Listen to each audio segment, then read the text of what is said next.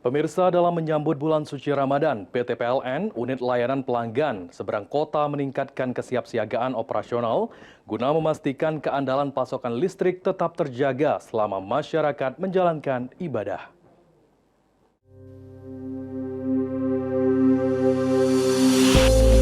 Penguatan sistem dilakukan melalui sejumlah langkah strategis, diantaranya pemeliharaan preventif jaringan distribusi, pemeriksaan penyeluruh gardu distribusi, serta patroli rutin pada titik-titik rawan gangguan.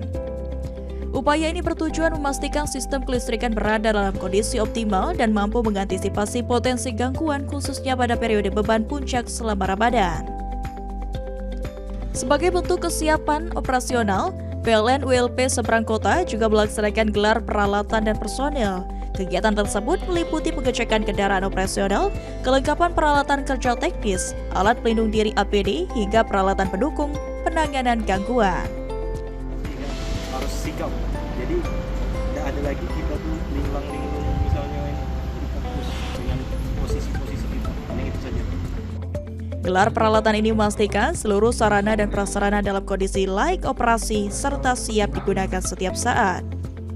Selain itu, tim pelayanan teknik disiagakan selama 24 jam penuh untuk memastikan respon cepat terhadap setiap laporan gangguan yang masuk melalui kanal resmi PLN.